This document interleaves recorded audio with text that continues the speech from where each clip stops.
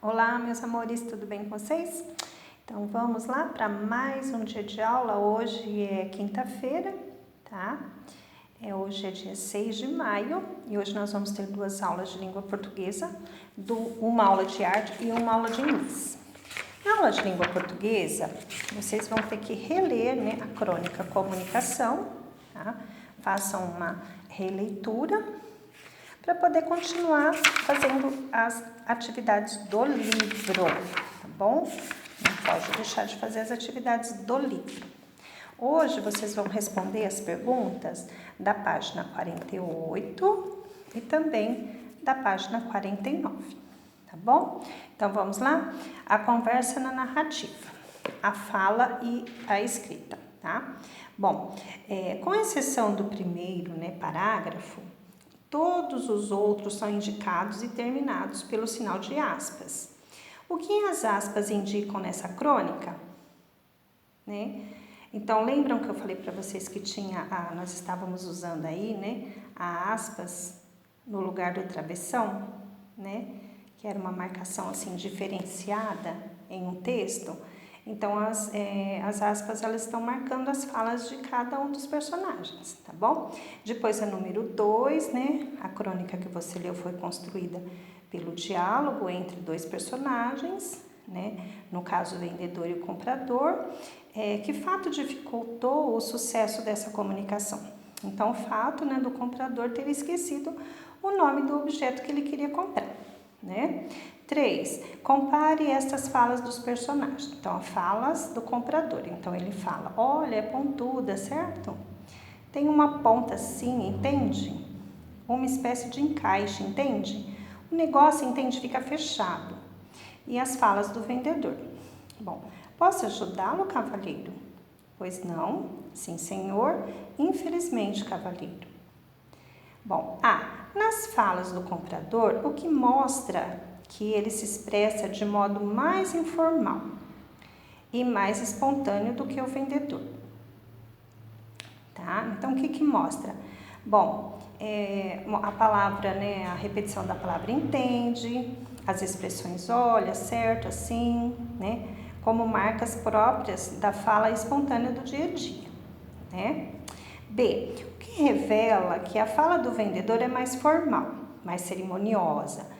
Bom, quais são os indícios aí? Bom, o vendedor emprega expressões como pois não, cavalheiro, sim senhor, né? Que revelam um tratamento mais cerimonioso, mais formal, não é? Depois, vocês vão fazer as atividades da página 49. Mas para isso, vocês vão ler aqui, né, só para recortar, esse pequeno texto, né?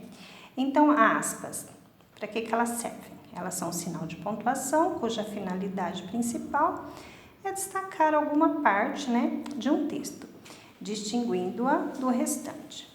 O que é o diálogo? Um diálogo é uma conversa entre duas ou mais pessoas que manifestam, né, as suas ideias ou afetos de forma alternativa, tá?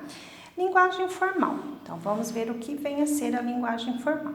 É aquela que utilizamos em situações que requerem seriedade. Então, a gente usa as palavras assim mais corretamente, né?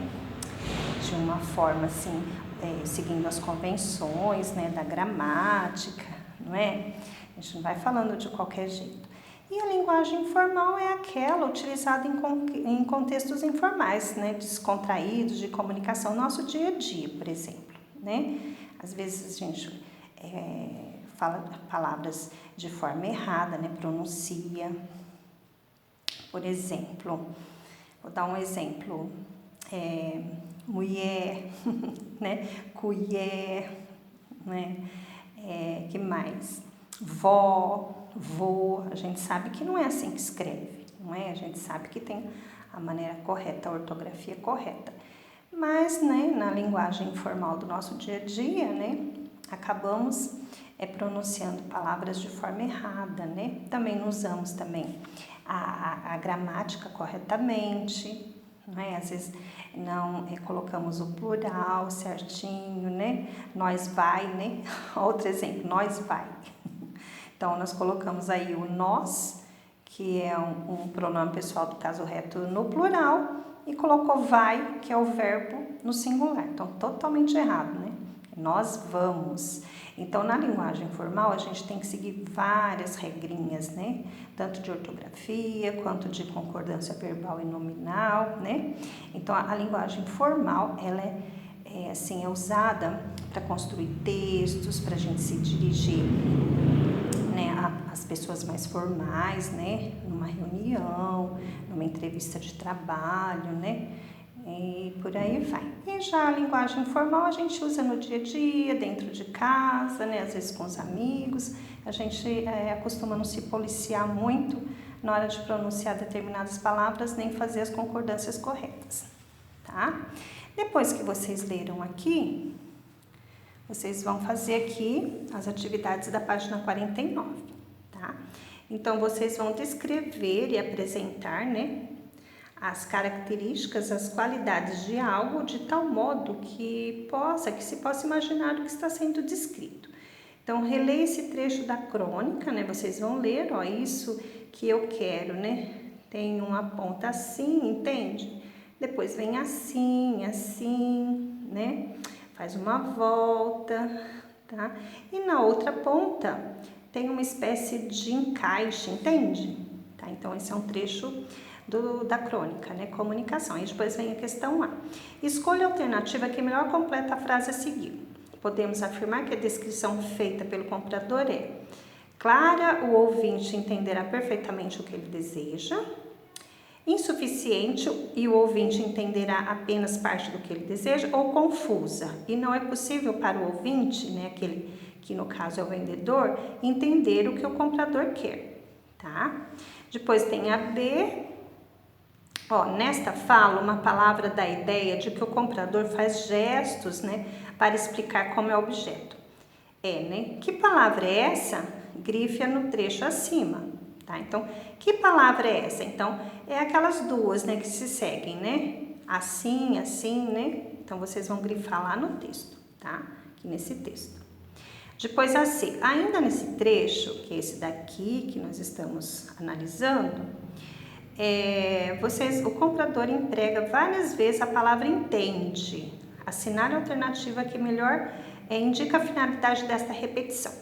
Bom, com a palavra entende, ele quer deixar claro que o vendedor não está prestando atenção, manter o vendedor atento, mostrar mais conhecimento sobre o assunto, manter o vendedor atento, né? Então ele fica entende, aí o vendedor fica prestando atenção no que ele está falando, né?